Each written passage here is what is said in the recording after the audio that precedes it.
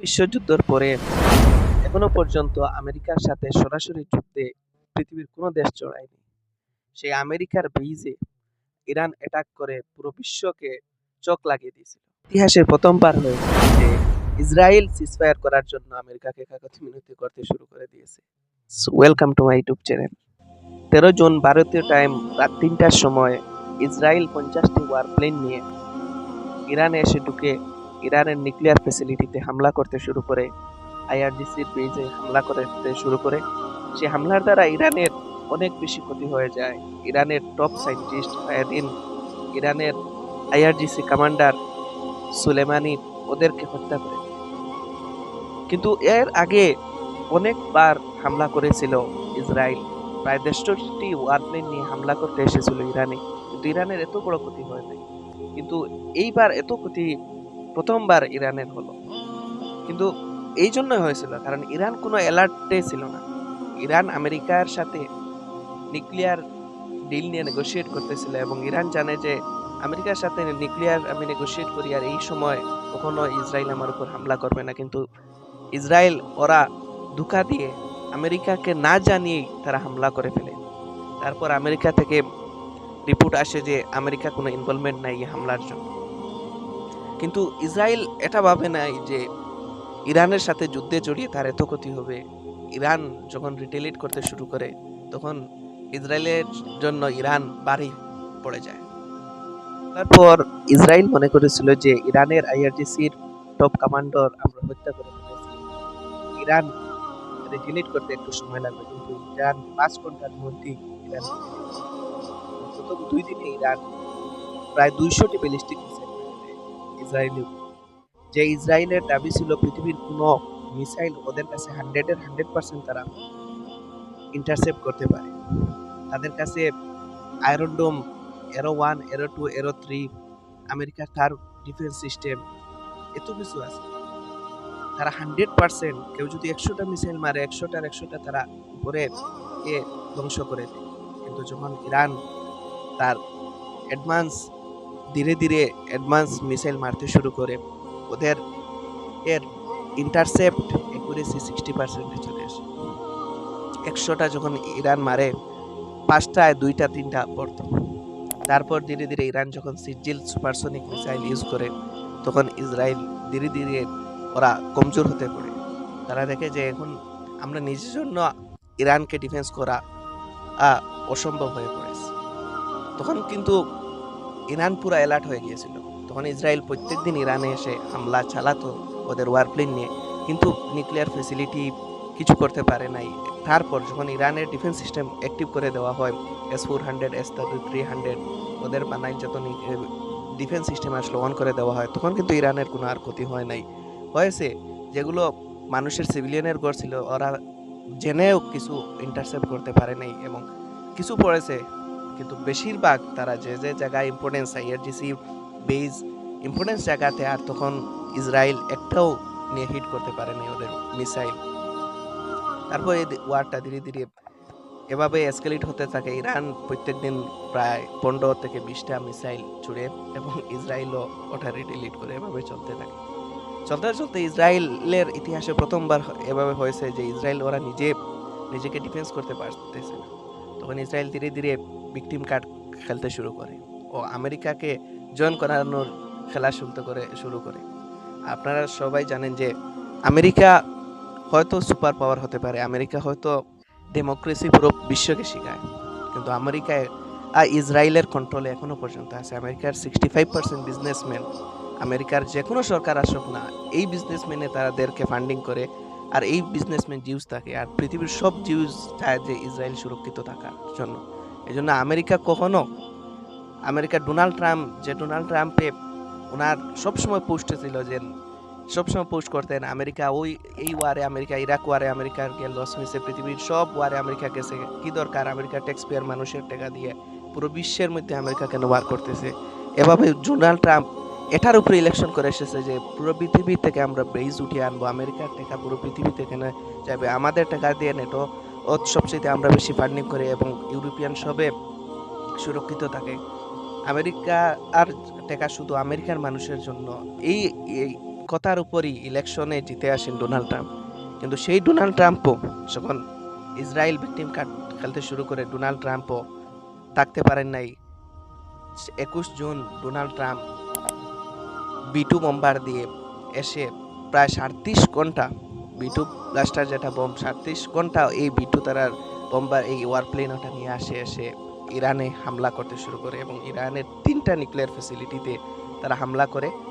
ইরানের তখন দাবি হলো যে এই নিউক্লিয়ার ফ্যাসিলিটির হামলা করার আগেই তারা 60% ইউরেনিয়াম যেটা এনরিচমেন্ট আসলো তারা সরিয়ে নিয়েছে এখান থেকে। কিন্তু অনেক স্যাটেলাইট ফটো থেকেও এটা প্রমাণ যে ইরান প্রথমেই সরিয়ে নিয়েছিল। কিন্তু আমেরিকা যখন অ্যাটাক করে, ইরানের মধ্যে একটা দুইটা নিউক্লিয়ার ফ্যাসিলিটি না, অনেক আছে 12-13টা, এর মধ্যে শুধু 3টায় হামলা করে। আর অন্য সবটাইতে রাশিয়ার ইনভলভমেন্ট আছে, রাশিয়ার মানুষ কাজ করতেছে বা রাশিয়ার সাথে এলাই হয়ে এখানে কাজ হতেছে, সেই জায়গাতে কিন্তু আমেরিকা হামলা করে নাই। সেজন্য বোঝা গেছে আমেরিকা এই ওয়ারে সে আসতে চায় নাই, সে শুধু দেখাইতে চাইছে যে না আমি আসি, বা আমি ইসরায়েলের একটা প্রেসারে সে এখানে এসেছিল, হামলা করেছিল। সে এই হামলা করার পর একটা মোড় চলে আসে এখানে এই যুদ্ধে। তখন পুরো পৃথিবী যারা অ্যানালাইজ করে ওয়ার, তারা বলেছে যে ইরান হয়তো হামলা না করতে পারে। আমেরিকার বেজ কাতারে আছে, সৌদি আরবে আছে, এ চারিদিকে পুরো মিডল ইস্টে আমেরিকার বেজ আছে, প্রায় 70টার উপরে বেজ আছে শুধু মিডল ইস্টে। সবাই মনে করে ইরান তো আর হামলা, আমেরিকার সাথে যুদ্ধ, সুপার পাওয়ারের সাথে যুদ্ধকে হয়তো ইরান আসবে না। ইরান হয়তো এটা করতে পারে যে ইসরায়েলে তার হামলা বাড়াতে পারে। কিন্তু ইরানের আয়াতুল্লাহ খোমেনি, উনি যে ওনার যে ইমান পাক্কা, বা উনি যে সবসময়, ওরা যখন লঞ্চ করে দেয় 23 জুন ওরা আমেরিকার বিরুদ্ধে মিসাইল ছেড়ে দেয় কাতারে, দোহায় আমেরিকার একটা বেজে ওরা মিসাইল ছড়ে দেয়। কিন্তু তারা কাতারকে আগে ইনফর্ম করেছিল যে আমরা এখান থেকে 2 কিলোমিটার থেকে মানুষ সরিয়ে নেন, আমরা এই বেজে অ্যাটাক করব। প্রথমে অ্যাটাক করেছিল। যখন তারা অ্যাটাক করে, আমেরিকার টোন চেঞ্জ হতে শুরু করে। আপনি যদি ডোনাল্ড ট্রাম্পের পোস্ট দেখেন, ডোনাল্ড ট্রাম্পে পোস্ট করেন যে আমার এক্সপেকটেশন আসলো অনেক দৃঢ়ভাবে ওরা হামলা করবে, কিন্তু ওরা তো 14টা মিসাইল মেরেছিল, আমরা 13টা ইন্টারসেপ্ট করেছিল। কিন্তু আসলে প্রায় মিসাইল গিয়ে সেই জায়গাতে হিট করেছে ম্যাক্সিমাম 3টা। কিন্তু ইরানও চায়নি যে এত বেশি ড্যামেজ করানোর জন্য, ওরা আগে ইনফর্ম করেছে, ওরা চায়নি যে আমেরিকার সাথে যুদ্ধে জড়িয়ে যাবে। কিন্তু ওদেরও জনতার একটা চাপ আছে যে আমাদের দেশে এসে আমেরিকা হামলা করছে, তুমি কেন রিটেলিয়েট করতেছো। সেই জন্য ইরানও দেখানোর জন্য যখন হামলা করে, তখন আমেরিকা দেখে যে ইরান অনেক বেশি হিম্মত দেখেছে। আর আমেরিকা বর্তমানে যে স্থিতি আছে, আমেরিকা পারবে না যে এই যুদ্ধে জড়ানো, বা যুদ্ধে আমেরিকা যে ডোনাল্ড ট্রাম্প উনি বর্তমানে চাইতেছেন নোবেল প্রাইজ শান্তির জন্য পাওয়ার জন্য। উনি দাবি 11 থেকে 12 বার করেছেন যে ইন্ডিয়া পাকিস্তানের যুদ্ধ উনি শেষ করেছেন। তারপর আমাদের প্রাইম মিনিস্টার যে যখন ফোনে কথা বলেন, ওনাকে বললেন যে কেন আপনি ক্রেডিট নিতেছেন। এইভাবে উনি চান যে এটা সিজফায়ার করানোর জন্য। হঠাৎ একটাও যে ডোনাল্ড ট্রাম্প প্রথমে পোস্ট করেছিলেন যে আনকন্ডিশনাল সারেন্ডার যেন ইরানে করে নেয়, ওই ডোনাল্ড ট্রাম্পে হঠাৎ পোস্ট করে দেন এখন শান্তির সময় এসে গেছে। তারপর ডোনাল্ড ট্রাম্পে সিজফায়ার ঘোষণা করে দেন, না ইরানের সাথে কথা বলেন না ইসরায়েলের সাথে কথা বলেন, উনি নিজেই পোস্ট করে ঘোষণা করে দেন যে এই যুদ্ধটা শেষ হয়ে গেছে, 12 ঘন্টার ভিতরে তারা একজন অন্যের উপর অ্যাটাক করতে বন্ধ করে দিবে। কিন্তু হয়তো আপনি জানেন না যে ইসরায়েল যে কতবার তারা সিজফায়ার ভাঙিছে ওদের জীবনের মধ্যে, মানে ওরা সবসময় সিজফায়ার ভাঙে। কিন্তু ইরান তখন বিশ্বাস করতে পারে না, হয়তো আমেরিকার অন্য কোনো চাল হতে পারে, সেই জন্য ইরান হাইলি অ্যালার্ট, এখনো পর্যন্ত ইরান হাইলি অ্যালার্টে রয়ে গেছে। তারপর ইরান এখনো পর্যন্ত আপনি যদি দেখেন, ইরানের মধ্যে মানুষ জোশন করছে যে ওরা জিতে গেছে ওয়ারে। কিন্তু ইসরায়েল এর আগেই চেয়েছিল যে সিজফায়ার হয়ে যায়, কারণ তারা দেখছে এই ওয়ারের জন্য তারার বেশি ক্ষতি হয়ে যেতেছে। এবং ইরানের পিছিয়েও অনেক সাপোর্টার আছে, যেমন রাশিয়া আছে, চীন আছে। রাশিয়ার মধ্যে ইরানের বিদেশমন্ত্রী আগারচি চলে গেছেন। এই অবস্থায় এই ওয়ারটা যে এসকেলেট হলে ইসরায়েল জানে যে ওর টক্করের মানুষ পেয়ে গেছে। আগে ও লেবাননে অ্যাটাক করেছিল, ওদের না আছে ডিফেন্স সিস্টেম। ওরা গাজাতে হত্যাযজ্ঞ চালাইছে, 60,000 মানুষ ইনক্লুডিং 30,000 বাচ্চাকে ওরা হত্যা করে দিয়েছে। তখন দেখবেন যে যখন ইরান অ্যাটাক করেছিল ইসরায়েলের উপরে, একটা ভুলে ইরান এটা অ্যাকসেপ্ট করেছে, ভুলে একটা যে ওর মধ্যে হসপিটালের মধ্যে অ্যাটাকটা হয়েছিল, পুরো বিশ্বের মিডিয়া কিভাবে বলতে শুরু করেছে যে এটা ওয়ার ক্রাইম, কিন্তু যখন গাজায় 15টা, এখনো পর্যন্ত 15টা হসপিটাল ওরা বোম দিয়ে উড়িয়ে দিয়েছে ওরাদের সেফটির জন্য। ওদের যেটা ওয়ার ক্রাইম করতেছে ইসরায়েল, হত্যাযজ্ঞ চালাইতেছে, আপনি ইউরোপীয় ইউনিয়ন বলেন, আপনি নেটো দেখে কেউ একটা শুধু স্টেটমেন্ট দেয়। আর আমরা যারা মুসলিম কান্ট্রি আছে যেগুলো মিডিল ইস্টে, সবাই খালি স্টেটমেন্ট দেয়। তুর্কি তো সবচেয়ে বেশি স্টেটমেন্ট দিতে গরম। আর এই ওয়ারের এই জায়গায় এসে যখন ডোনাল্ড ট্রাম্প পোস্ট করেন, তারপরেও ইসরায়েল অ্যাটাক করে দেয়, তখন ডোনাল্ড ট্রাম্প ইসরায়েলের উপর পুরো কেঁপে যান। ডোনাল্ড ট্রাম্প আর পুরো গালি দিতে শুরু করেন দুনো কান্ট্রিকে। তারপর ধীরে ধীরে এই দুনো পার্টি অ্যাকসেপ্ট করে নেয় তারা যে এই ওয়ারটা শেষ হয়ে গেছে। কিন্তু এই ওয়ারের মধ্যে আপনি অনেক কিছু দেখতে পারবেন মিডিল ইস্টের নিয়ে। মিডিল ইস্টে প্রথমত হলো যে পাকিস্তান প্রথমে সাপোর্ট করেছিল ইরানকে, এবং পাকিস্তানের একজন অফিসিয়াল, একজন মানুষে বলেছিল যে তারা যদি ইসরায়েল ইরানের উপর যদি নিউক্লিয়ার কোনো হামলা করে, তারা ইসরায়েলের উপর হামলা করবে। মানে হাস্যকর, ওরা পৃথিবীতে শুধু স্টেটমেন্টই দেওয়া জানে। তারপর ওদের যে পাপা, তারা তো গরিব, পৃথিবীর যে কেউ ওদেরকে কিনতে পারবে। ওদের পাপা যখন ডাকায়, ডোনাল্ড ট্রাম্প আসিমনিকে, ওদের আর্মি চিফকে ডাকায়।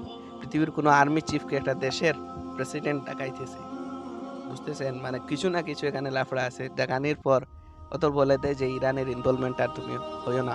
নিশ্চয় এটাও কথার জন্য এই ওয়ারের সময় যেহেতু ডাকিয়েছে নিশ্চয়, এবং অনেক সোর্সেসে দেখা গেছে যে ওরা যে এয়ার স্পেস ইউজ করছে, যখন B2 বোম্বার আমেরিকা ইরানের মধ্যে অ্যাটাক করতে এসেছিল, তখন পাকিস্তানের এয়ার স্পেস ওরা ইউজ করছে। মিডল ইস্টের অন্য কান্ট্রি তো আপনি ছেড়ে দেন, সৌদি আরব হোক, কাতার হোক, ওরা তো, জর্ডান হোক, ওরা অনেক আগেই, ওরা আমেরিকার যেভাবে অনেক আগেই চলে গেছে। ওদের থেকে এখন আপনি এসব আশা করবেন না যে ওরা ফিলিস্তিনের যুদ্ধ ওরা থামাতে পারবে কিছু না। কিন্তু একলা ইরান যেটা দেখিয়েছে যে বিশ্বে মুসলিম জাতির একটা, যে ওরা সাহস দেখিয়েছে যে কোনো অবস্থায় তারা সারেন্ডার করে নাই। যে ওরা, আপনি যদি রিপোর্ট দেখেন, ইরানের মানুষ কম ক্ষতি হয় নাই, প্রায় 950-এর উপর মানুষ ইরানে মারা গেছে, কিন্তু তারা সারেন্ডার করে নাই। ওরা IRGC কমান্ডো এত ক্ষতি হয়েছে, কিন্তু তারা সারেন্ডারে চলে যায় নাই। কিন্তু যখন ইসরায়েল দেখছে ওদের উপর বাড়ি পড়তেছে ইরান, সঙ্গে সঙ্গে ওরা তো সারেন্ডার করবে না, কিন্তু সঙ্গে সঙ্গে যুদ্ধটা শেষ করার জন্য ওদের পাপাকে বলতে শুরু করে দিয়েছে, এ সারেন্ডার আর কত করতে পারবে না, যুদ্ধটা শেষ করিয়ে দাও, সিজ ফায়ার করে দাও। কিন্তু আপনি যদি এই যুদ্ধের মধ্যে দেখেন, আপনি ইসরায়েল ফিলিস্তিন যখন ওয়ার লাগে, টার্কি, আজারবাইজান মুসলিম কান্ট্রি, ওরা সবসময় ইসরায়েলকে তেল দেয়। ইসরায়েল তেল কোথায় পায়? তো মিডিল ইস্টের কান্ট্রি থেকে পায়, বোম্বারে গিয়া করে ফিলিস্তিনের উপরে, শুধু মুখে স্টেটমেন্ট দেয়। ও যখন ওয়ার লাগলো, ইরান এবং ইসরায়েলে টক্করের ওয়ার লাগছে, সবাই সৌদি আরবে কন্ডেমনেশন করছে, সত্যি তো মুখে স্টেটমেন্ট দিয়েছে। কিন্তু যখন ইরান অ্যাটাক করে মিসাইল দেয়, জর্ডান আটকে নেয়, সিরিয়া যখন, সিরিয়ার মধ্যে ISI এর একজন মানুষ, যখন সব বিশ্বের মুসলিম মানুষের যে সুন্নির রাজ চলে এসছে সিরিয়ার মধ্যে, এই সিরিয়া রিফুলিং করে এসে অ্যাটাক করে ইরানের মধ্যে, এবং সিরিয়া ইরাকের উপর এয়ার স্পেস ইউজ করে ইরানে এসে অ্যাটাক করে আবার চলে যায় ইসরায়েল। আর এদিকে ইরান যখন অ্যাটাক করে, তারা আটকে নেয়। জর্ডান তো অনেকবার ইন্টারসেপ্ট করেছে। তো এসব কান্ট্রি থেকে আপনি আর কোনোদিন কিছু আশা অ্যাকচুয়ালি এখন করার সময় চলে গেছে। ওরা যে কতটুকু, কিন্তু এরকম না যে আজকে ওরা বেঁচে গেছে যে কারোর গোলাম হয়ে, এটা না। এটা খুব সহজ যে কারো গোলাম হয়ে বাঁচা, বা কারো মানে বলা হয় যে সিরিমে তাকে ফতোয়া দেওয়া, এটা খুব সহজ। কিন্তু জালিমের চোখে চোখ রেখে জালিমের সাথে নিজের শেষ নিঃশ্বাস পর্যন্ত লড়ে যাওয়া, এটা অনেক কঠিন। সেটা ইরান করে দেখিয়েছে। আজ আপনি যদি দেখেন মুসলিম ওয়ার্ল্ড 57 কান্ট্রির মধ্যে সবাই ইরানকে ফতোয়া দিত ওরা কাফের, কিন্তু যখন সময় এসে জালিমের মোকাবেলা করার জন্য, তখন ওরাই মুসলমান দেখা যায়। আরে ভাই, যদি সবাই আপনারা মুসলমান, ওরা মুসলমান না হয়, তো মানে ক্যালকুলেশন তো বোঝা যায় না। যদি আপনারা মুসলমান হন, তো ফিলিস্তিনে অত মানুষ মেরে দিল, আর শুধু স্টেটমেন্ট দিতে আপনি বসে গেলেন। ইরান তো মিসাইল মেরেছিল, ইরান তো 2বার ইসরায়েলের উপর অ্যাটাক করেছিল। এখানে সব মুসলিম কান্ট্রি, কি কি নাই মুসলিম কান্ট্রি? সৌদি আরবে আপনি যদি দেখেন, আমেরিকার অস্ত্র ইসরায়েলের কাছ থেকেও সৌদি আরবের কাছে বেশি আছে। সৌদি আরব যদি দাবাও পালায় আমেরিকার উপরে, আমেরিকাকে $1 ট্রিলিয়ন সৌদি আরব ইনভেস্ট করেছে। সৌদি আরব যদি দাবাও পালায় যে এই যুদ্ধ শেষ করার জন্য, কেউ করবে নাকি?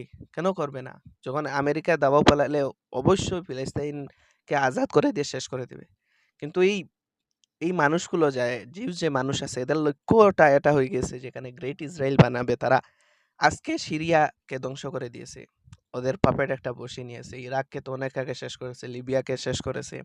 আগলা নাম্বার ইরান শেষ হলে এরপরে পাকিস্তানকে ধরবে, তারপর টার্কিকে ধরবে। আর তাদের গোলাম যেগুলো রয়েছে সারা লাস্টে সৌদি আরবেরও নাম্বার আসবে। সৌদি আরব মনে করছে আজকে আমরা আমেরিকার পাপেট, আমেরিকার গোলাম হয়ে আমরা নিজেকে বাঁচিয়ে নিচ্ছি, কিন্তু ওদেরও নাম্বার একদিন আসবে। কারণ এই জিউসের লক্ষ্য যেটা আছে তারা ওদের ওই লক্ষ্যর জন্য, আর নয় তারা কেন শান্তি চায় না। ফিলিস্তিনকে তারা আলাদাভাবে একটা ছোট জায়গা রয়েছে ওখানে একটা স্টেট দিয়ে দিয়ে দেন, আলাদা করে দিয়ে দেন না, তা ওদের ওদের থাকুক না, তোরা থাকুক না। কি সেফটির জন্য যেন ওদের সবকিছু ধ্বংস করে দেওয়া হয়, ওদের হসপিটাল ধ্বংস, ওদের মানুষকে মারতে হয়। আর পুরো বিশ্বে যারা হিউম্যানিটি শিখাইতে থাকে ওরা চুপ থাকে এসব জায়গায়।